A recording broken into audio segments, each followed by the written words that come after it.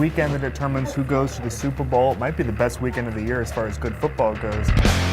I'm Kevin Clark with Jonathan Clegg. John, big games this weekend. Let's start with the Niners and the Falcons in the NFC. Kind of an intriguing matchup. You don't really know. Well, it can go either way. Your thoughts? The difficult thing with the Falcons is that you never really know what you're going to get from one half to the next. You look at Sunday's game, they were so dominant in the first half against the Seahawks, they disappeared in the second half. Seattle could do basically whatever they wanted on offense. And I think that bearing with that in mind, I think that the 49ers are going to take this one, and I don't think it's going to be close. The way that the Falcons capitulated in the second half against Russell Wilson, who's a mobile quarterback, strong arm, those are exactly the traits that make Colin Kaepernick such a terrifying prospect for NFL teams right now. You saw how he torched the Green Bay Packers last weekend. I think against the Falcons, who struggle against mobile quarterbacks on that fast Georgia Dome turf, I think Kaepernick is going to run wild. I think this game is over by halftime. My thought, I agree with you on one point. I think Kaepernick's going to be able to destroy the Falcons defense because the Falcons have some terrible linebackers. Right.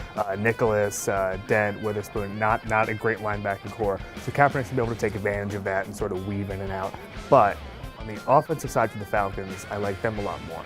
I like the big receivers of Julio Jones going against kind of the suspect secondary for the 49ers. Guys like Carlos Rogers, not exactly elite.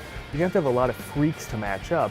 And the problem is the 49ers freaks are guys who are defensive ends, defensive tackles, linebackers, stuff like that. They don't have that safety or that cornerback able to match up with the Roddy White or Julio Jones. And they score enough points. I think it's a shootout.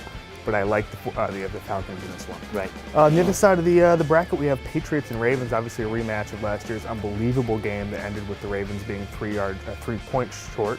What happens this time? Patriots. I think this game will be much closer. We've seen that the Ravens have this knack of hanging around in games. It's impossible to drive a stake in their heart and kill this monster.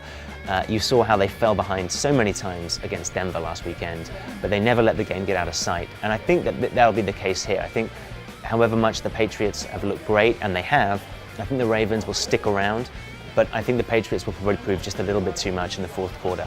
I think one of the big things to watch for is how Ray Lewis responds. Obviously played a double overtime game in Denver, now playing against the Patriots, where he's going to have to move laterally a lot, covering a lot of those crossing routes the Patriots run so well. Bearing in mind that he hasn't played for 6 or 7 weeks, I think stamina could be an issue. I think the Ravens will probably fall away late in the fourth quarter. I'd take the Patriots by 7 points, 10 points, something like that. I think that the one team in the NFL that is not capable of having the air let out of their sails or whatever you want to call it is the Patriots. I think they can withstand anything. I think if they go up if the Ravens go up 2 touchdowns, I think the Patriots are going to be able to withstand it. But I guess we'll see on Sunday. That's it. Enjoy the weekend's games.